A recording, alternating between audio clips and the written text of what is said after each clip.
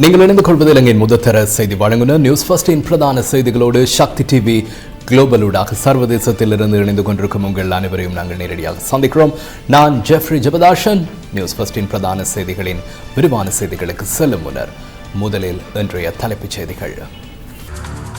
எதிர்ப்புகள் வந்தாலும் போதைப்பொருள் கடத்தற்காரர்களுக்கு மரண தண்டனையை நிறைவேற்றுவதாக ஜனாதிபதி மீண்டும் உறுதி. தேசிய அரசாங்கத்தை உருவாக்கி அமைச்சர்களின் எண்ணிக்கையை அதிகரிக்கும் பிரேரணை மீதான விவாதம் நாளை சபையில். எதிர்க்கட்சிகள் கண்டனம். மாக்காந்துரை மதுஷுடன் ராஜதந்திர கடவுச்சீட்டு வைத்திருந்த ஒருவரும் கைது. துபாய் பத்திரிகையில் செய்தி. நுண்கடன் முகவர்களுக்கு டட்லி சிறிசேன எச்சரிக்கை.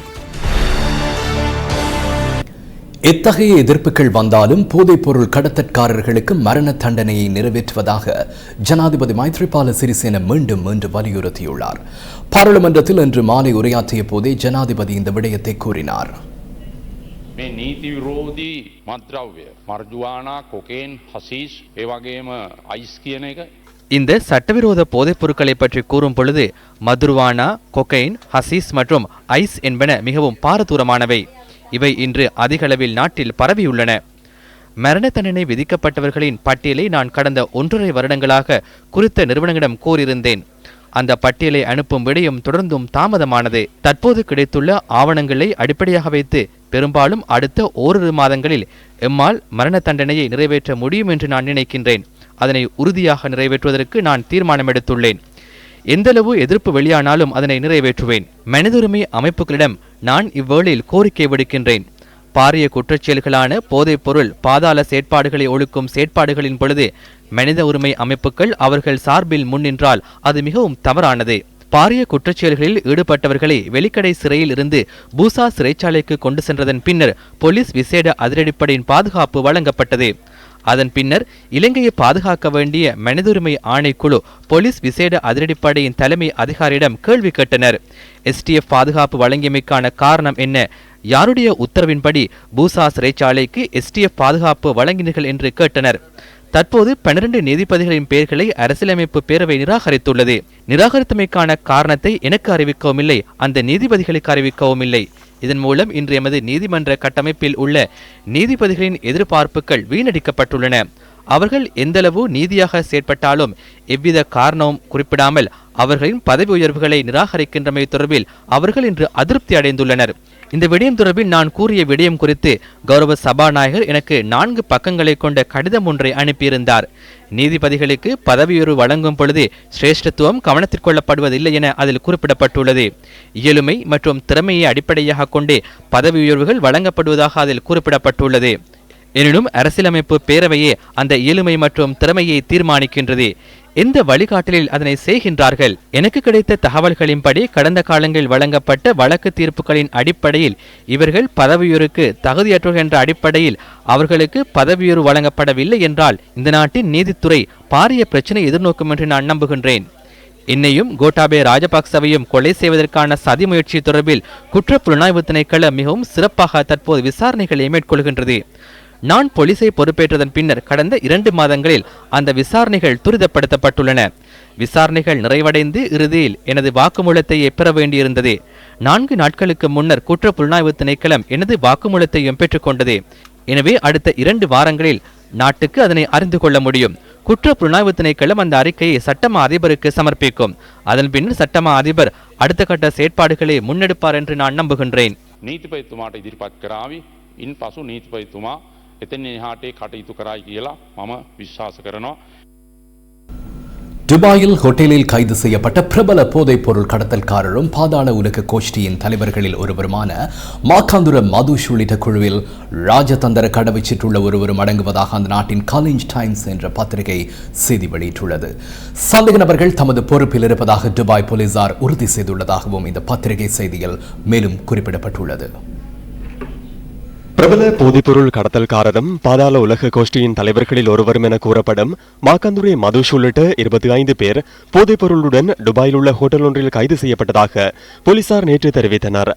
எனினும் 20 சந்தேக நபர்களே கைது செய்யப்பட்டுள்ளதாக துபாயின் கலேஜ் டைம்ஸ் பத்திரிகை செய்தி வெளியிட்டுள்ளது. இந்த சுற்றி வளைப்பை துபாய் போலீசாரும் இலங்கை அதிகாரிகளும் இணைந்து மேற்கொண்டதாகவும் இதில் குறிப்பிடப்பட்டுள்ளது. இந்த சந்தேக நபர்களை இலங்கைக்கு அழைத்து வருவதற்காக 2 நாட்டு அதிகாரிகளும் கலந்துரையாடி வருவதாக கலேஜ் டைம்ஸ் பத்திரிகை செய்தி வெளியிட்டுள்ளது. இவர்களை இலங்கைக்கு அழைத்து வருவதற்கான அடுத்த கட்ட நடவடிக்கைகளை பாதுகாப்பு அமைச்சும் வெளிவிவகார அமைச்சும் இணைந்து மேற்கொள்வதாக போலீசார் தெரிவித்தனர்.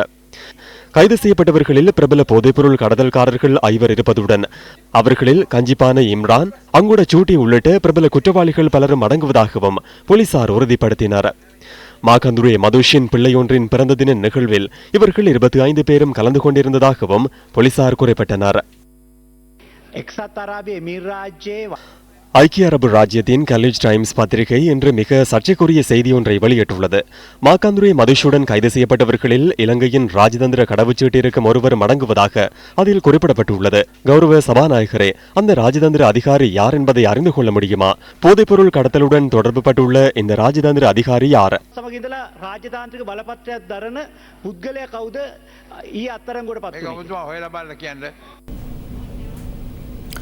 தேசிய அரசாங்கத்தை ஸ்தாபிப்பதற்கான பிரேரணை நாளை பாராளுமன்றத்தில் விவாதத்திற்கு எடுத்துக் கொள்வதற்கு கட்சித் தலைவர்கள் கூட்டத்தில் தீர்மானிக்கப்பட்டுள்ளது. எதிர்க்கட்சியின் எதிர்ப்பினை பொருட்படுத்தாது இந்த தீர்மானம் எடுக்கப்பட்டுள்ளதாக மக்கள் விடுதலை முன்னணியின் தலைவர் அனுரகுமார திசாநாயக்க நியூஸ் ஃபர்ஸ்டுக்கு தெரிவித்தார். இன்று பிற்பகல் 2:30 கட்சித் தலைவர்கள் கூட்டம் நடைபெற்றது. இதன்போது அனைத்து கட்சிகளும் எதிர்ப்பு தெரிவிக்கும் போது ஆளுங்கட்சி மாத்திரம் இணக்கப்பாட்டிற்கு வந்து நாளைய தினம் தேசிய அரசாங்கத்திற்கான பிரேரணையை முன்வைக்க உள்ளனர். அமைச்சர்களின் எண்ணிக்கையை 30 41 வரைக்கும், பிரதி அமைச்சர்கள் மற்றும் ராஜாங்க அமைச்சர்களின் எண்ணிக்கையை 40 45 அதிகரிப்பதற்கும் யோசனை முன்வைக்கப்பட்டுள்ளது. தேசிய அரசாங்கத்துடன் இணையவுள்ள கட்சி எதுவென்று கேட்டால் முஸ்லிம் காங்கிரஸ் என கூறுகின்றனர். ஸ்ரீலங்கா முஸ்லிம் காங்கிரஸ் ஏற்கனவே அரசாங்கத்தில் அங்கம் வகிக்கின்றது. அதனால் ரணில் விக்ரமசிங்கே அரசியலமைப்பின் துளைகளை தேடிக்கொண்டு அமைச்சர்களின் எண்ணிக்கையை அதிகரிக்கும் முயற்சியில் ஈடுபட்டுள்ளார். இந்த முயற்சியை நாம் தோற்கடிக்க வேண்டும். நாட்டு மக்களின் சொத்துக்களை அளிக்கும் விதமாகவே அமைச்சர்களின் எண்ணிக்கையை அதிகரிப்பதற்கு இவர்கள் முயல்கின்றனர். ஜனாதிபதிக்கும் இது குறித்து பாரிய பொறுப்பு இருக்கின்றது. அமைச்சர்களின் எண்ணிக்கையை அதிகரிப்பதாக இருந்தால் அது ஜனாதிபதியினாலேயே இடம்பெறும். ஆகவே ரணில் விக்ரமசிங்கே எடுக்கும் இந்த முயற்சிக்கு இடமளிக்க கூடாது என நாம் ஜனாதிபதியிடம் கேட்டுக்கொள்கின்றோம். எதிர்க்கட்சி தலைவர் மஹிந்த ராஜபக்ஷவும் இந்த பிரேரணைக்கு எதிர்ப்பு தெரிவித்துள்ளார். ஆளுங்கட்சியின் தீர்மானத்திற்கு ஏற்ப நாளைய தினம் இதனை விவாதத்திற்கு எடுத்துக்கொள்ள தீர்மானித்தமை அதிகார துஷ்பிரயோகம் என எதிர்க்கட்சி தலைவர் குறிப்பிட்டுள்ளார். இதன் அடிப்படை தொடர்பில் நாம் கேள்வி எழுப்பினோம். காலையில் இந்த பிரேரணை கொண்டு வந்து அன்றைய தினமே நிறைவேற்றுவதற்கு எடுக்கும் முயற்சி தொடர்பில் நாம் எதிர்ப்பு தெரிவித்தோம். நாளைய தினம் வேறொரு விடயம் இடம்பெறும் என பாராளுமன்ற உறுப்பினர்களுக்கு அறிவிக்கப்பட்டுள்ளது. ஆகவே இந்த நடவடிக்கையை ஐக்கிய மக்கள் சுதந்திர கூட்டமைப்பின் அனைத்து பாராளுமன்ற உறுப்பினர்களும் கண்டிக்கின்றோம். இது தவறு என தமிழ் தேசிய கூட்டமைப்பும் சுட்டிக்காட்டியது. அரசாங்கத்துடன் இணைவதற்கு வேறு எந்த கட்சியும் இல்லை. ஸ்ரீலங்கா முஸ்லிம் காங்கிரஸ் மாத்திரமே இருக்கின்றது. எனவே இது கேலிக்குரிய விடயம் என நாம் சுட்டிக்காட்டினோம். பாராளுமன்றத்தில் சந்தர்ப்பம் வழங்கி பாராளுமன்றத்தின் செயற்பாடுகளை தற்போது காணப்படும் முறையில் முன்னெடுக்குமாறு சபாநாயகரும் குறிப்பிட்டார். எனினும் அதனையும் பொருட்படுத்தாது நாளை பிரேரணையை முன்வைத்து வாக்கெடுப்பு நடத்தவுள்ளதாக சபை முதல்வர் குறிப்பிட்டார்.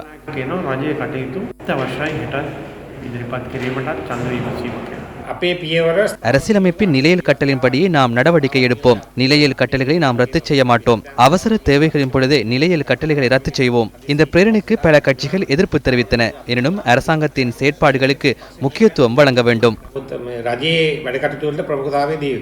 ආණ්ඩුවට අවශ්‍ය ඡන්ද ප්‍රමාණය තියෙනවද මේ වෙලාවේ? පැහැදිලිව අවශ්‍ය ඡන්ද ප්‍රමාණය තියෙනවා. மஹிந்த ராஜபக்ச பிரதமராக செயற்படுவதை தடுக்கும் வகையில் பிறப்பிக்கப்பட்ட உத்தரவை ரத்து செய்யுமாறு தாக்கல் செய்யப்பட்ட மேன்முறையீடு இன்று உயர்நீதிமன்றத்தில் மீண்டும் பரிசீலனைக்கு எடுத்துக் கொள்ளப்பட்டது. மஹிந்த ராஜபக்ச பிரதமராகவும் அமைச்சரவை அந்தஸ்துள்ள அமைச்சர்கள், ராஜாங்க அமைச்சர்கள் மற்றும் பிரதி அமைச்சர்கள் அந்த பதவிகளில் செயற்படுவதை தடுக்கும் வகையில் பிறப்பிக்கப்பட்ட உத்தரவை ரத்து செய்யுமாறு கோரி இந்த மேன்முறையீட்டு மனு தாக்கல் செய்யப்பட்டுள்ளது. உயர்நீதிமன்ற நீதியரசர்களான புவனிக அலுபிகாரி மற்றும் மோர்து பெர்னாண்டோ ஆகியோர் இந்த மனுவை இன்று பரிசீலனைக்கு எடுத்துக் கொண்டனர். மஹிந்த ராஜபக்ச உள்ளிட்டவர்களுக்கு எதிராக இடைக்கால தடை விதிப்பதற்கு காரணமான மேன்முறையீட்டு நீதிமன்ற மனுவை மீளப் பெறுவதற்கு தமது தரப்பு தயார் என உயர்நீதிமன்றத்தில் தாக்கல் செய்யப்பட்டுள்ள மேன்முறையீட்டு மனுவின் பிரதிவாதிகள் இன்று அறிவித்துள்ளனர். மேன்முறையீட்டு நீதிமன்றத்தில் மனு தாக்கல் செய்த பாராளுமன்ற உறுப்பினர்களிடம் கையொப்பங்களை பெற வேண்டியுள்ளதால் அதற்கு கால அவகாசம் தேவைப்படுவதாகவும் அவர்கள் அறிவித்தனர். மேன்முறையீட்டு நீதிமன்ற மனு மீள பெறப்படும் பட்சத்தில் மஹிந்த ராஜபக்ச உள்ளிட்ட முன்னாள் அமைச்சரவை உயர்நீதிமன்றத்தில் தாக்கல் செய்துள்ள மேன்முறையீட்டு மனுவையும் மீள பெறுவதற்கு தயார் என சட்டத்தரணிகள் மன்றில் அறிவித்தனர். இதேவேளை ரணில் விக்ரமசிங்க பங்குதாரராக செயல்படுவதாக கூறப்படுகின்ற நிறுவனம் ஒன்று அரசு நிறுவனங்களுடன் கொடுக்கல் வாங்கலில் ஈடுபடுவதன் மூலம் வருமானம் கிடைத்துள்ளதால் அவரது பாராளுமன்ற ஆசனத்தை ரத்து செய்யுமாறு தாக்கல் செய்யப்பட்டுள்ள மனு ஒன்று மேன்முறையீட்டு நீதிமன்றத்தில் விசாரிக்கப்படுகின்றது. இந்த மனுவுக்கு எதிர்காலத்தில் என்ன நடக்கப் போகின்றது? மக்கள் விழிப்புடன். வர்த்தக டட்லி சிறிசேன கொழும்பில் இன்று ஊடகவியலாளர் சந்திப்பொன்றை ஏற்பாடு செய்திருந்தார். மைக்ரோ கிரெடிட் கேனமே நாயக்கமே நுண்கடன் எனப்படுகின்ற இந்த கடன் முறையை நாட்டில் பாதாள குழுக்கள் வழிநடத்துகின்றன என்பதனை பொறுப்புடன் கூறுகின்றேன். அரசியல் தொடர்பையும் கொண்டுள்ளனர். இந்த நாட்டில் அப்பாவி மக்கள் அனைவரும் நாளாந்தம் மீள் செலுத்தும் கடனை பெற்றே வாழ்கின்றனர். 75% மேற்பட்ட அதிக வட்டியை செலுத்த முடியாமல் போனதும் பாலியல் லஞ்சம் கோருவதே அடுத்த கட்ட நடவடிக்கையாக அமைகின்றது. அப்பாவிகளை சூறையாடும் முறையே இது. நாட்டிலுள்ள பொலிஸ்மா அதிபர் சிறந்த நடிகராக, பாடகராக, நாட்டியக்காரராக இந்த பொறுப்பையும் நிறைவேற்ற வேண்டும். கடனை செலுத்த முடியாவிட்டால் மக்கள் தயவு செய்து போலீசாரிடம் முறையிட வேண்டும். எனது கடன் தொகை இங்குள்ளது. நான் ஒரு செகண்டுக்கு 37 ரூபாய் 64% வட்டி செலுத்துகின்றேன். எனது கடனை என்னால் செலுத்த முடியாமல் அல்ல. ஆனால் ஜனாதிபதியின் தம்பி என்பதனால் சகோதர மக்கள் வீடுகளை மீட்பதற்காக என்னிடம் உதவி கோருகின்றனர். ஜனாதிபதி அவர்களே, பிரதமர் அவர்களே, எதிர்க்கட்சி தலைவர் அவர்களே, அந்த பகுதியிலிருந்து நுண்கடன் வழங்குவோரை அடித்து விரட்ட வேண்டும். நான் அதற்கு தலைமை ஏற்கின்றேன். சில நாட்களுக்காக நான் இன்று வெளிநாடு செல்கின்றேன். நான் அவர்களுக்கு காலக்கெடு வழங்குகின்றேன். நீங்கள் மார்ச் 31ஆம் தேதியாகும் பொழுது உங்களுடைய கொடுக்கல் வாங்கல்களை முடித்துக் கொள்ளுங்கள். இலங்கையின் முன்னோடி மாவட்டமாக நுண்கடன் வழங்குவோரை அடித்து விரட்டும் நடவடிக்கையை நான் வழிநடாத்துவேன் என்பதனை பொறுப்புடன் கூறுகின்றேன். මගේ නායකත්වයෙන් පොළොන්නරු දිස්ත්‍රික්කය තුළ මම මේ වෙනවා කියන කිතාවක් කීමෙන් කියනවා. மேல் மாகாண சபை உறுப்பினர் சன் குகவர்தன் கொழும்பில் இன்று ஊடக சந்திப்பினை ஏற்பாடு செய்திருந்தார். ஜனநாயக மக்கள் முன்னணியின் உறுப்பினர்கள் சிலர் இதன்போது அவருடன் இணைந்து கொண்டனர். ஜனநாயக மக்கள் முன்னணியின் தேசிய அமைப்பாளரும் முன்னாள் மேல் மாகாண சபை உறுப்பினருமாகிய எஸ் ராஜேந்திரன் உள்ளிட்ட கட்சியின் 10 உறுப்பினர்கள் சன் குகவர்தனின் கூட்டணியில் இன்று இணைந்து கொண்டனர்.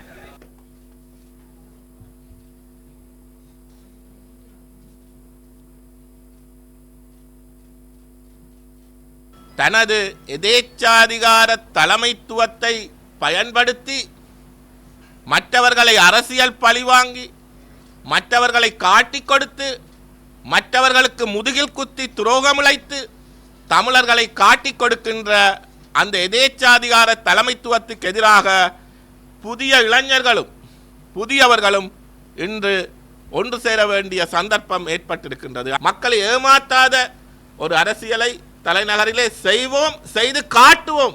நான் கேபினட் மினிஸ்டர் தானே, நீங்கள் என்னோட வாங்க, என்ன மினிஸ்டரில் இருங்கன்னு சொல்லி சொன்னார். நானும் பொதுஜன பிஆர்ஓ என்ற பதவியை கொடுத்தார். அதுக்கு மேலே சொல்ல போனால் இன்னைக்கு வெக்கம், அந்த வேதனை இன்று வரையும் இருக்கின்றது. அந்த பதவி என்னங்கிறது கூட சில நேரத்தில் மனோகணேசனுக்கு தெரியாமல் இருக்கலாம். பொதுஜன மக்கள் தொடர்பாளர் பிஆர்ஓ, பப்ளிக் ரிலேஷன் ஆஃபீஸர் பேருக்கு இருந்தது, நாக்கால் இருந்தது. அதில் 3 பேர் என்னுடைய காரியாலயத்தில். 3 பேரில் அவங்க 2 பேரும் பார்க்கணும் என்ன பேசுகிறாங்கன்னு, என்னைய பார்க்கணும் மற்றவர் அவரை பார்க்க என்ன பேசுகிறான்னு. இது என்னது? இது அரசியலா? கேவலம். பெருந்தோட்ட கைத்தொழில் அமைச்சர் ராஜாங்க அமைச்சர் வடிவேல் சுரேஷ் இன்று ஊடக சந்திப்பொன்றை ஏற்பாடு செய்திருந்தார். நாங்கள் 140 ரூபா 60 மேல கூட கவனம் செலுத்தல, உண்மைதான். ஏன்னா அதில் உண்மையான தாற்பயத்தை அறிந்தவர் என்ற வகையில் அதை பற்றி நான் கூட பேச விரும்பல. அடிப்படை சம்பளத்தை தான் அங்கே பேசணும். கடுகு அளவு கூட என் மலைய மக்களுக்கு பாதகம் ஏற்படுதுன்னு சொன்னா நான் எல்லாத்தையும் தூக்கி வச்சுட்டு ரோட்டுக்கு இறங்கிடுவேன். என் மக்களோட அரசியல் இல்லை எங்கள் வாழ்க்கை, கூட்டு ஒப்பந்தம் இல்லை மலைய மக்களோட வாழ்க்கை. இது மலையக ரத்தம், இது மலையக மூச்சு. ஆகவே இன்னைக்கு எல்லாம் பேசுறாங்க, பேச தெரிஞ்சவங்க பேசுவோம் நம்ம. ஆக இன்னைக்கு இந்த சம்பள உயர்வை காரணமாக வைத்துக்கொண்டு மலைய மக்களுடைய பிரதிநிதிகளுக்கு இடையில ஒரு பிரச்சனை ஏற்படுத்தி விட்டு குளிர்காயத்துக்கு ஒரு கூட்டம் பார்த்துக்கிட்டு இருக்கு. இன்னைக்கு அக்கறை இல்லாதவங்க எல்லாம் பேசுறாங்க. வடிவேல் பெட்ரோல் கொண்டு போனே தோட்ட தொழிலாளி சம்பளம் தேவை சம்பளம் பார்லிமெண்ட்டுக்கு. ஆனா மலையத்துக்கு பெட்ரோல் கொண்டு தாங்க தோட்டங்களை லயங்களா நெருப்பு வைக்கிறதுக்கு, தோட்ட தொழிற்சாலை நெருப்பு வைக்கிறதுக்கு, எங்க மக்களுடைய சொத்துக்களை நெருப்பு வச்சதையும் நாங்கள் மறக்கல. 9 பேர் பார்லிமெண்ட் வந்து 9 பேர் சேருவோம். சேர்ந்து இதை விட கூடுதல் வாங்கி கொடுக்க ஏற்பாடு பண்ணுவோம். எதிர்கால வரவு செலவு திட்டம் நல்ல சந்தர்ப்பம் இருக்குது. இந்த பெருந்தோட்ட தொழிலாளருடைய அடிப்படை இந்த அத்தியாவசிய பொருட்களுடைய விலை குறைப்புக்குரிய ஏற்பாடு செய்வோம். அவங்களுக்கு மானியங்களை ஏற்படுத்தி கொடுப்போம். நாங்கள் 9 பேர் சேர்ந்தோம்னா செய்யலாம். தமிழ் முற்போக்கு கூட்டணிக்கும் முதலாளிமார் சம்மேளனத்துக்கும் இடையிலான சம்பள பேச்சுவார்த்தை தொடர்பில் அமைச்சர் மனோ கணேசனிடம் ஆபிசவலையில் ஊடகவியலாளர்கள் இன்று கேள்வி எழுப்பினர். நாங்கள் எங்களை பேச்சுவார்த்தை ஆரம்பித்து விட்டோம். பேச்சுவார்த்தை என்றால் ஒரு இடத்திலே அமர்ந்து ஒரு முகத்தை ஒரு படுத்துக் கொண்டு பேசுவது மட்டுமல்ல. அப்படித்தான் 3 மாசமா பேசினார்கள், நடக்கவில்லை. பேசி கடைசியில் 20 ரூபாய் பெற்றுக் கொடுத்தார்கள். ஆகவே அப்படியல்ல பேச்சு. இது நாங்கள் தமிழ் முற்போக்கு கூட்டணி என்ற முறையிலே அரசாங்கத்துக்குள்ளே முதல்ல எங்களை அரசாங்கத்துக்கு அழுத்தம் கொடுக்கின்றோம். பிரதமர் ரணில் விக்ரமசிங்க, மலிக் சமரவிக்ரம, நவீன் திசாநாயக்க, ரவீந்திர சமரவீர போன்ற அமைச்சர்கள் இருக்கின்றார்கள். அரசாங்கத்துக்குள்ளே இருப்பதும் இல்லாததும் இந்த சம்பள பிரச்சனையில் இருக்கின்றது. ஸ்ரீபாத கல்வியற் கல்லூரி வளாகத்தில் நடைபெற்ற நிகழ்வு ஒன்றில் மதுபோதையுடன் ஊழியர்கள் கலந்து கொண்டமை தொடர்பில் விசேட விசாரணைகள் ஆரம்பிக்கப்பட்டுள்ளதாக கல்வி அமைச்சு தெரிவித்துள்ளது. நேற்றிரவு நடைபெற்ற நிகழ்வொன்றிலேயே ஊழியர்கள் மதுபோதையுடன் கலந்து கொண்டதாக கல்வியல் கல்லூரி ஆணையாளர் KMH பண்டார தெரிவித்துள்ளார். இது தொடர்பிலான காணொளி தமக்கு கிடைத்துள்ளதாகவும் அவர் குறிப்பிட்டார். கொழும்பிலிருந்து சென்றுள்ள விசேட குழுவினால் இது தொடர்பான விசாரணைகள் முன்னெடுக்கப்படுகின்றன. சம்பவத்துடன் தொடர்புடைய ஊழியர்கள் மீது பாரபட்சமின்றி சட்ட நடவடிக்கை எடுக்கப்படும் எனவும் கல்லூரியின் ஆணையாளர் KMH பண்டார மேலும் குறிப்பிட்டார்.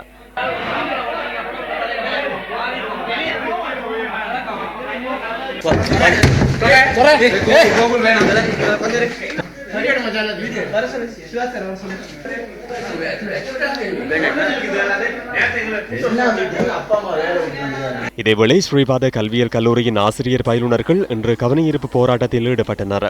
இந்த நிலையில் ஸ்ரீபாத கல்வியல் கல்லூரிக்கு ராஜாங்க அமைச்சர் வேலுசாமி ராதாகிருஷ்ணன் இன்று சென்றார்.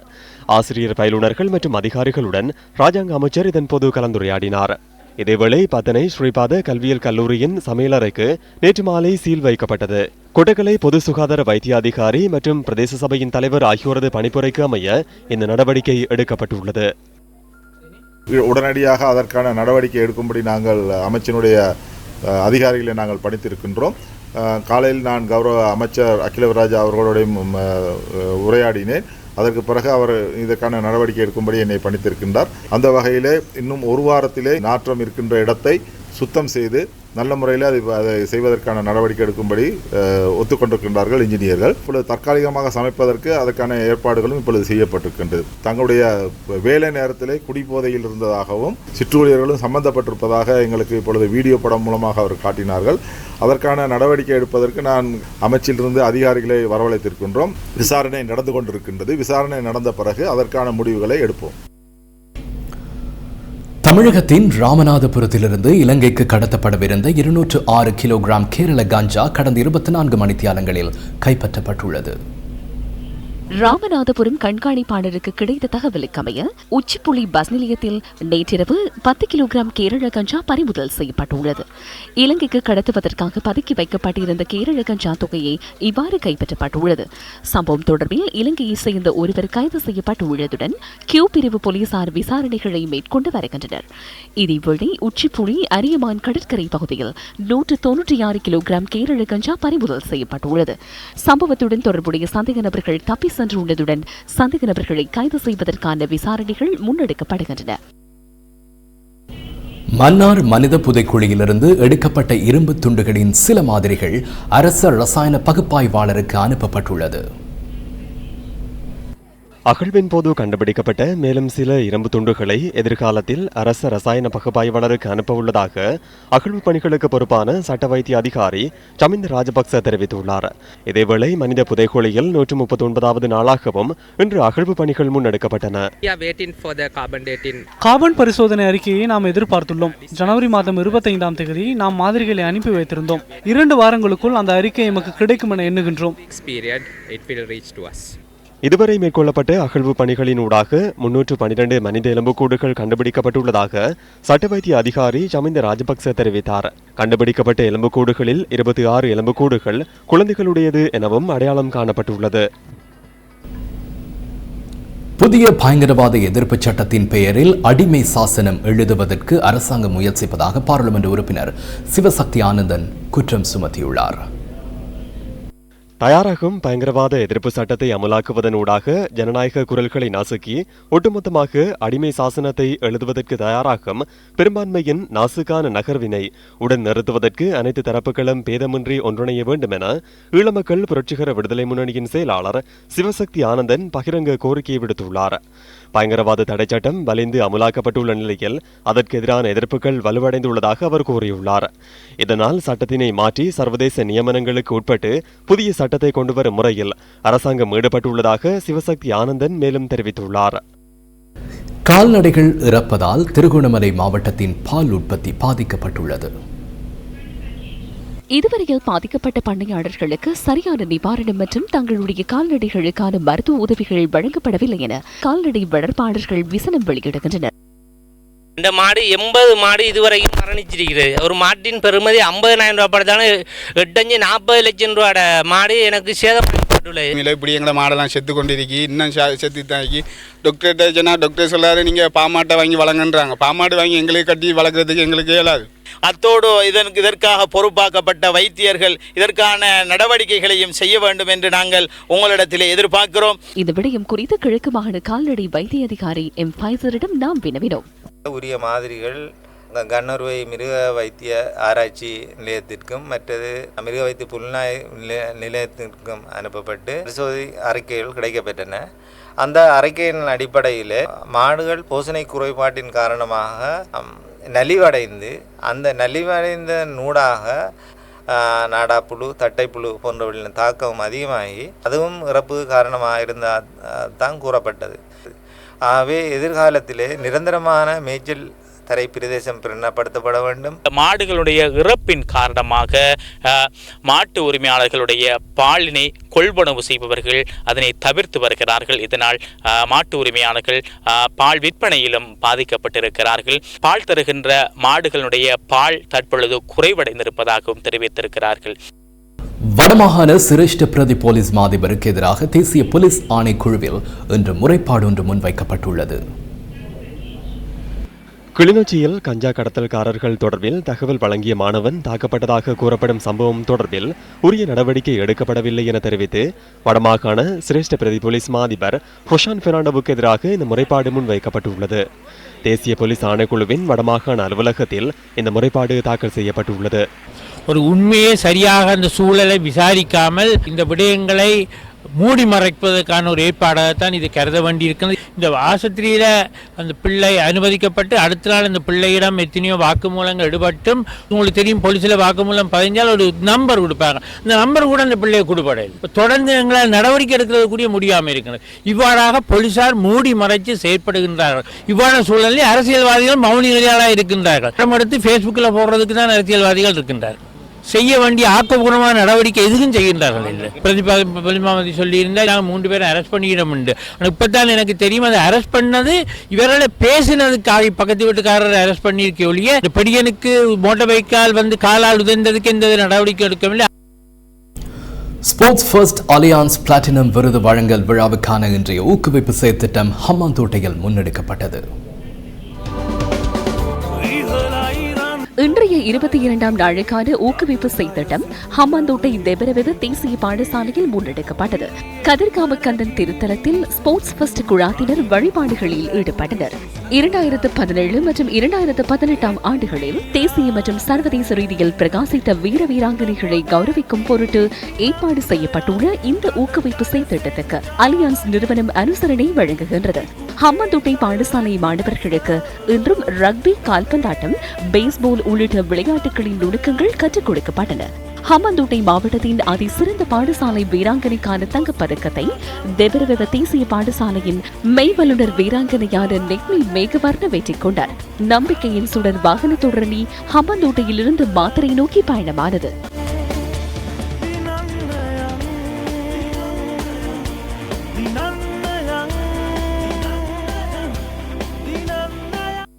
இத்துடன் 20 மணி நியூஸ் ஃபர்ஸ்டின் பிரதான செய்தி அறிக்கை நிறைவு பெறுகிறது. அடுத்த பிரதான செய்தி அறிக்கை இரவு 10:30 எதிர்பாருங்கள். வணக்கம்.